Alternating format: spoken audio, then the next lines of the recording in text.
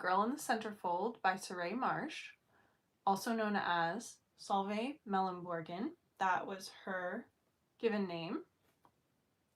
Thanks to everyone who has joined in on reading this book so far. So today we are going to be reading chapters 4 and 5. So if you need to go back and start with chapter 1 or catch up on any of the other chapters, I've put them all in a playlist and I'll put it in the info box below. And I'll also just put chapter 1 just so you can start from the beginning if you need to. So I've actually been putting off reading this chapter. I'm really enjoying doing this, but I've been putting off reading this chapter because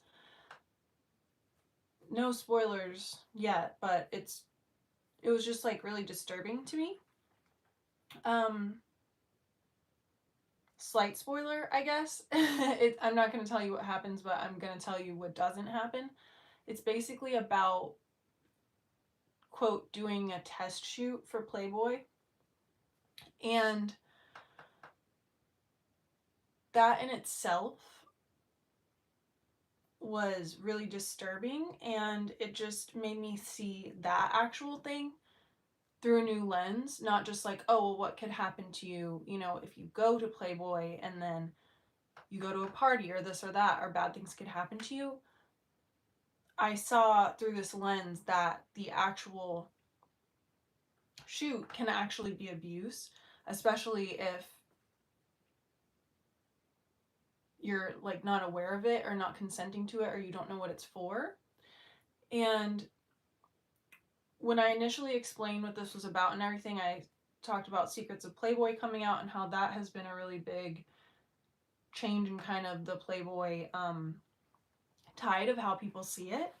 And I mentioned Holly Madison's book, Down the Rabbit Hole, which I actually found at the thrift store on the same day as finding this book, which was crazy. I wonder if the same person donated it. But anyway, this was years and years before Secrets of Playboy, which came out with a lot of and confirmed a lot of secrets about abusive things that have been going on at Playboy. But I didn't mention, and I mentioned Girls Next Door, the TV show, but I didn't mention Girls Next Level, the podcast, which Holly and Bridget from the Girls Next Door have now made. And they're unpacking a ton of things that happened to them and other people as well at Playboy. So what is so interesting about this is, sorry, I feel like I'm going on too long with the preface. We'll get to the reading in just a second. What's so interesting about this is that what they've been talking about a lot, they both tested for Playboy, and it's a really sketchy situation, testing for Playboy, because it's scary enough to just shoot for Playboy and to take your clothes off for a really professional, supposedly, organization. And you know where the photos are going and that sort of thing. But to test for something, it's so unofficial, and they just convince these people to take their clothes off in so many random situations, and worse than that can happen. But what I see from this chapter is that can be a very harmful thing in and of itself. It's not that worse needs to happen in order for that to be abuse. And it really reminds me of Bridget Marquardt's story from the Girls Next Door. Holly also tested for Playmate, but Bridget especially told a story about her process of going through that. And I don't remember exactly what she said, but she had gone in not intending, I think, to take her top off, and then they were kind of well, this is it, you have to do it here or now or never, kind of a thing. And yeah, it sounded like there was more there to that experience possibly, and it just wasn't right. But they just kind of act oh, well, if you don't want to take your clothes off, you're kind of just being a prude or something. Not that you're letting these people into your intimate life. So with that lens, we read this chapter. I've been putting it off just because it's stressful. So So obviously there's like a trigger warning, as I said, on the whole book, but especially on this chapter. And I'll put in the comments or the info box below when the next chapter starts if you want to skip chapter 4. Chapter 4, Pompeo Posar. In July 1966, after I'd been at the Playboy Club about 3 aching months, 2 words swept through the place. Pompeo Posar. Pompeo Posar. Where's that? I asked. I've never been there. I figured it must be the latest discotheque. I like discotheques. What are you talking about? Pompeo Posar. Everybody keeps talking about it. The bunny I was talking to looked at me in total indignation that I was so dumb. Pompeo Posar is a man, a Playboy photographer, going to be in town for 3 days. The coming of Pompeo Posar excited many of the bunnies, for it meant that they might get their picture taken. Playboy regularly used bunnies as playmates or as models in such features as The Bunnies of New York, or Playboy Throws a Party, or other exuviated displays. Or the girls hoped to be photographed for VIP, a magazine published by Playboy for Key Club. We take that one again. Or the girls hoped to be photographed for VIP, a magazine published by Playboy for club key holders. Each month, VIP included a New Bunnies in Town feature. Several girls figured to make that.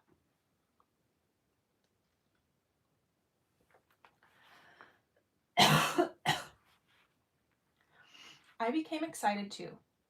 I was a new bunny and a door bunny, so it was likely that Pompeo Posar would photograph me for the VIP magazine. The idea certainly appealed to me. I still hoped to be a big movie star or something.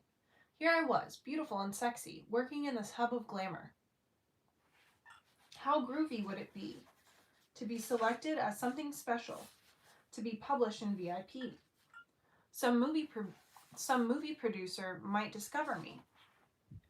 There was a special atmosphere in the club the day Pompeo Posar appeared. My reaction was typical. I took extra pains with my makeup. I put on my best $10 lashes and 3 coats of nail polish. I smiled a lot and, pain or no pain, sagged into the cups. In the early afternoon, Pompeo Posar approached me. Pompeo Posar is a remarkable man. I'm afraid the world isn't ready for very many Pompeo Posars. I've said playmates are not born, they are made, and Pompeo Posar is a leading manufacturer. He is a man about 45, definitely Italian, with dark, curly hair, black Hitler mustache, a thick accent, and very charming. If you can imagine Charles Boyer looking like Rossano Brazzi and acting like Napoleon reviewing the troops, then you can understand Pompeo Posar. The man has presence. He has command. He doesn't ask or suggest. He pronounces. That the person will act upon his pronouncements is, to him, in the category of the sun rising in the east. He approached. He knew me. He assumed I knew him. He spoke. I'd like some pictures of you for the Centerfold. That was no question. It was a statement. He might have been Pompeo the Great saying, I want 14 virgins sacrificed immediately. I was no longer a virgin. I've been asked before. I said no then. It's still no. I'm not going to do it. Pompeo Posar smiled. I might have been a college freshman asking Charles Boyer the way to the Casbah. I'm going to be in town 3 days, he said. You'll do it. That's what he thought. And that's what I thought. Actually, he needed only 1 day. Pompeo Posar was around the club all that day, taking pictures. I don't know very much about cameras, but he used a small one, 35mm, I guess. He took several shots of me standing at the door, greeting customers, a sort of visual representation of, good afternoon, welcome to the Playboy Club. He was very professional, instructing me in how to pose.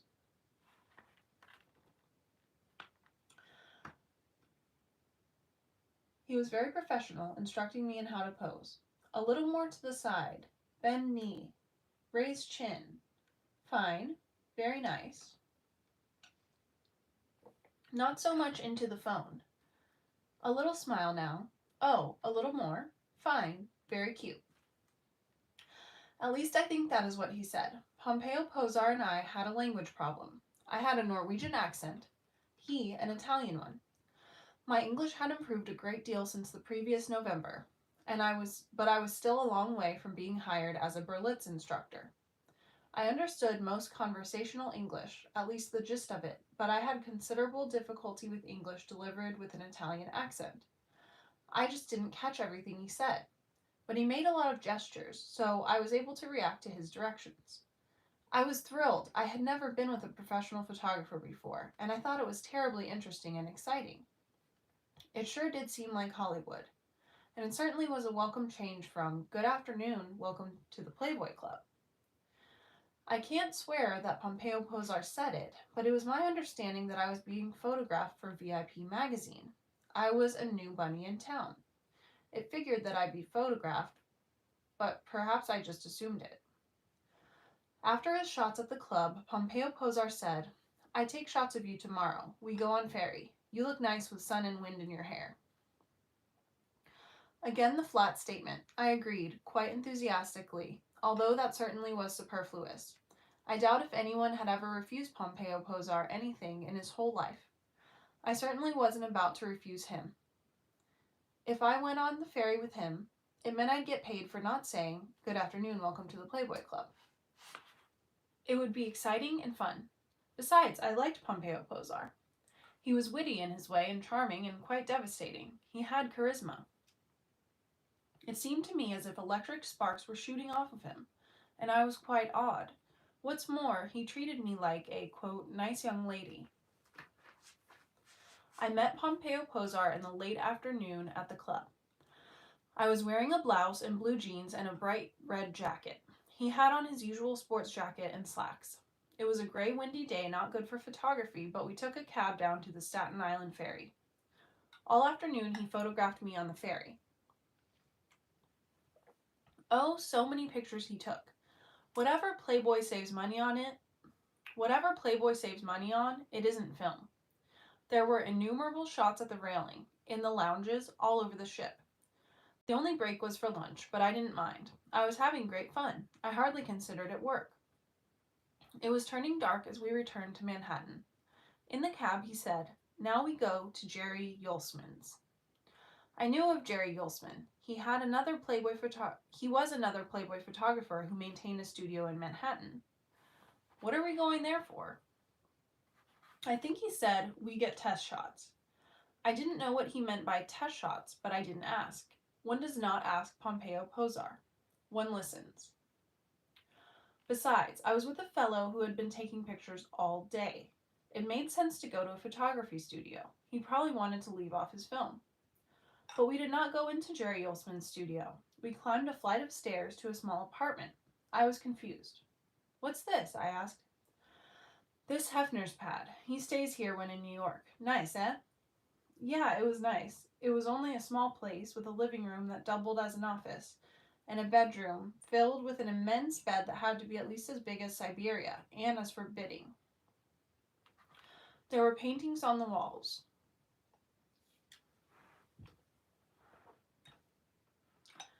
It was all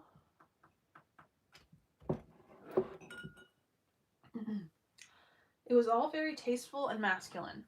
Very nice. Too nice. Was the whole afternoon, which I'd enjoyed so much, going to come down to a fast shuffle in bed? I was so disappointed. I'd expected something else from Pompeo Posar. When I turned back to him, I saw that I was wrong. He was busy setting up some lights. Then he picked up his camera. "I get more pictures," he said. I sighed with relief. He posed me a couple of times. Then he touched his chest in a gesture that needed no words. Opened blouse a little.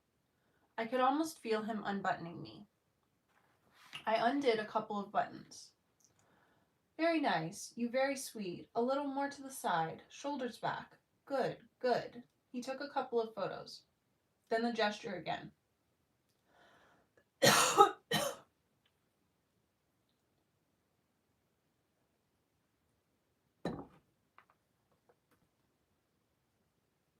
He took a couple of photos, then the gesture again. "A little more V, Salve? It'll look nice." What's décolleté to a bunny? I undid a couple more buttons, only I ran out of them. The V turned into a block. I was embarrassed. I'm sure I giggled, something I only do when I'm nervous. That all right? Fine. Good. To the side, please. Shoulders back. Bend knee. Excellent. Very nice. He was a man concentrating wholly on his work, posing, shooting, reposing, concerned only with angles and light and focus. The click of the shutter and his patter of commands were the only sounds. The pants. Lower, please. Again there was a gesture. I'd had my hands at my hips, holding my shirt tail so that my breast remained covered. Continuing to do that while unzipping my jeans so that they slid down on my hips took some doing. But I managed. I did not feel particularly exposed at this point. The bunny costume, let alone a bikini, revealed far more skin than I was showing. That's good. Legs apart. Farther. Fine. Now turn to face me. Good. Shoulders back. Good. I felt like a marionette being maneuvered by strings. It was as if I were mindless, without will, maybe drugged so that I reacted instantly to every command of this man.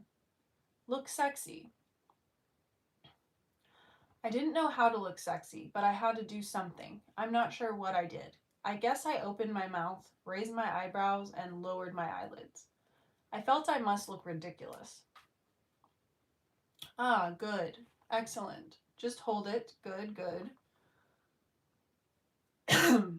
The left shoulder. Lower, please. A little more. Look sexy. Fine, fine. Tummy in. Tummy in.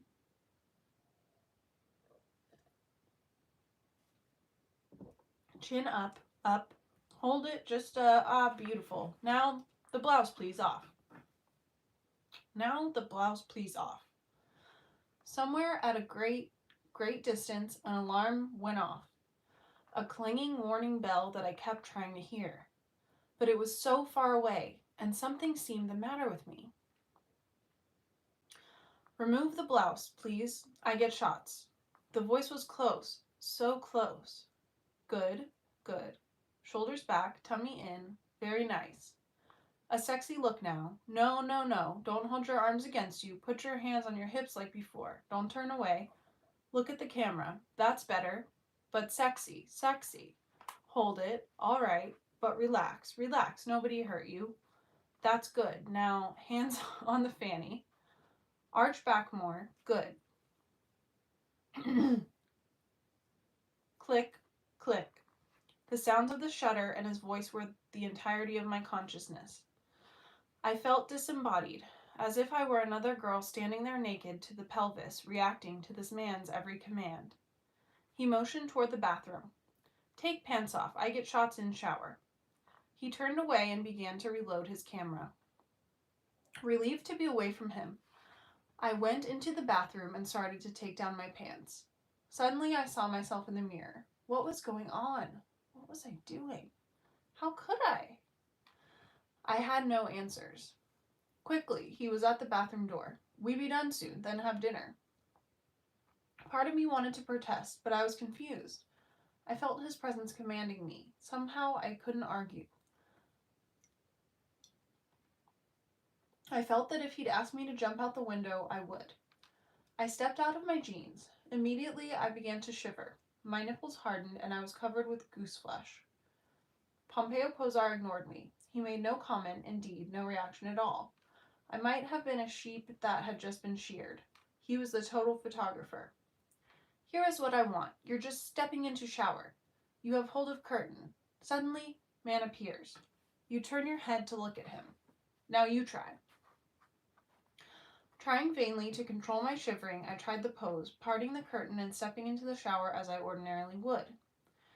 No, no, too much back. More sideways. Still more. Raise your right arm. Higher. Good. Head up. Now turn to camera. Yes. Fanny out a little. Good. And tummy in. Oh, good. Hold, please. Click. Again, hold. Click. A sexy look. Yes, yes. Beautiful. Click. Come on, you glad to see this man. Surprised but glad. Click. He make you feel sexy. You want him. Beautiful, beautiful. As he worked, my chill passed, but then I was too warm. I felt as if I were blushing all over. Just a couple more shots, but relax. Your arm is tired. Gratefully, I relaxed, and as my arm touched my side, I felt wetness. Sweat had run from my armpits down my sides, and I saw beads of perspiration between my breasts. My hands were clammy too. Now we try again. Good. A little more to the side.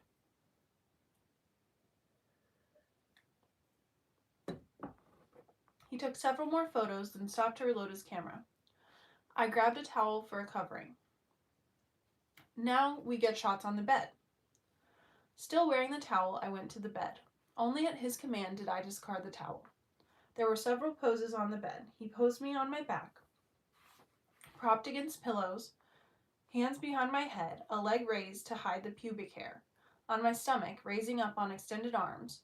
On my side, facing the camera, a sheet strategically tucked against me. There were other poses in front of an artificial plant and leaning over the back of a chair. Through it all came the click, click, and the resonant drone of his voice. Shoulders back, tummy in, fanny out, look sexy. It seemed much, much longer, but actually only an hour had passed before he said, "That not so bad, eh? You're a very good subject. Now we have a nice steak." Hurriedly, I dressed and we went outside. Somehow I was surprised. The sights and smells of New York were still there. Night had come just as it had yesterday and the day before. Why did I feel so different? In the cab, he suggested that I'd want to change. He'd take me home, then I could meet him in an hour at his hotel. I went to my apartment and showered, put on makeup, and donned a paisley dress. I don't remember much about doing it. I'm sure I was still rather numb, going through motions automatically. I couldn't seem to have much reaction to anything. I didn't throw myself on the bed and cry. I didn't rail at myself for my weakness. I didn't do anything except dress for dinner. Then I went to his hotel and up to his room at his request. He took a couple of pictures, then we went to Danny's Hideaway for steaks. I remember the marinated herring was delicious. He was very charming, very gracious. I listened to his stories about Playboy and Hefner, but I didn't say much beyond, "Really?" and "Isn't that something?" I got home about 1 a.m. Looking back on Pompeo Posar and his test shots today, I still wonder about some things, but I have greater understanding of some other things. I wonder, for example, if his was the standard technique for getting girls out of their Peter Pans and Levi's. I wonder if it is a technique prescribed by Playboy. Could there be a Playboy's Playmate Photographer's Manual? Rule 521.1a. Never ask her. Never try to persuade her. Be commanding, be authoritative. Never tell her what to do. After all, she's an empty-headed nincompoop. Rule 521.5.2f. Always start out taking pictures without her clothes on. Rule 521.5.2f. Always start out taking pictures with her clothes on. Get her used to posing, following directions, and being photographed. Rule 1,000,000. Be scrupulously professional. Never touch her. Any physical contact is grounds for immediate dismissal. Don't even get near her. Don't make any comments on her figure. Any comments on girl's figure will be grounds for immediate dismissal. That includes any statements such as, "Boy, oh boy, aren't you something? What a pair of knockers. God, what a little fanny." Or even, "Wow." Rule zillion. Photographer will not make any pass at girl. He will not try to date her. Dating girl will be grounds for immediate dismissal. But be friendly, charming, sincere, never impatient or brusque. Brusqueness will be, never mind. Photographer may take girl to dinner, but as a father taking daughter to dinner. Any physical contact whatsoever will be ... I've never seen such a manual, but I have a feeling it must exist. In any event, Pompeo Posar handled me just right. Nothing could have persuaded me at any time to pose nude. He would have had to remove my clothes forcibly and tie me down. But his day-long efforts, photographing me, getting me used to following commands, being scrupulously gentlemanly so as never to alarm me, well, it worked. Today, too, I have a greater understanding of my feelings. I believe psychologists call it dissociation. It wasn't me standing there naked. It was somebody else, and I was an observer watching what was happening with disapproving interest. When it was over, I was still numb. I was aware of what had happened, but somehow it hadn't been me, and I hadn't been involved. I rather successfully put it out of my mind. I understand also why I reacted this way. I had made such a thing of not posing nude. I'd said absolutely not. I'd sworn to myself that it was something I'd never do, and yet, programmed by Pompeo Posar, I was breaking my word to myself and not wanting to, scarcely aware of what I was doing. It was to me a big loss of self-respect, and I could never have volunteered to do it.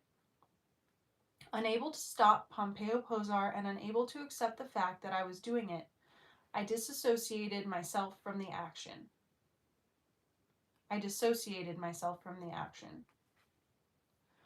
Why was I so dead set against posing nude?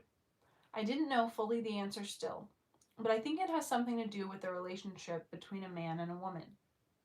By the time Pompeo Posar appeared, camera in hand, I had had what most people would think of as considerable experience with men. Certainly, appearing disrobed with a man did not set me to alternately shivering and sweating. The generation gap be hanged, along with the Puritan ethic in Queen Victoria. A girl has no difficulty disrobing for a man she loves or likes, is infatuated with, or simply desires. But what happens between them is a private, personal thing, a sharing of intimacy that thereby creates a bond. To disrobe in public, even if the public consists of just one person, serves no purpose, it seems to me. You are not taking a bath or going to bed. You are not sharing intimacy.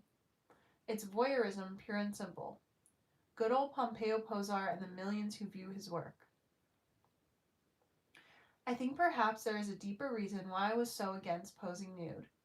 At that time, I wasn't being very chaste, a subject to come up later in this narrative. I didn't think I felt very guilty about it, but perhaps I was kidding myself. Maybe I was all chewed up with guilt. It has occurred to me that the fact that I wouldn't pose nude was the anchor of my self-respect. Maybe it was a never on Sunday sort of a thing, or perhaps I was like the millionaire who saves string, or the alcoholic who never touches a drop before noon. As long as there wasn't a camera around, I couldn't be all bad. All right, and that's the end of chapter 4. And that actually was longer than I expected. So we're going to stop there. And next up will be chapter 5, Only in America. Oh, also, I did my nails really cute. And Valentine-ish. Whew, what a chapter.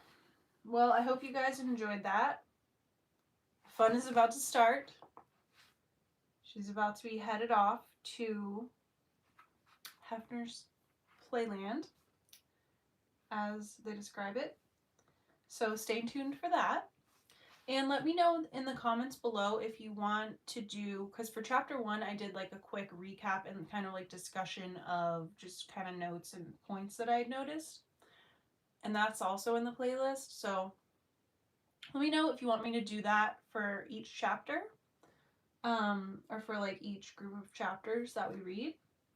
So yeah, just let me know what your thoughts are, how you guys are enjoying this. And thank you so much for watching. Have a great night. Bye.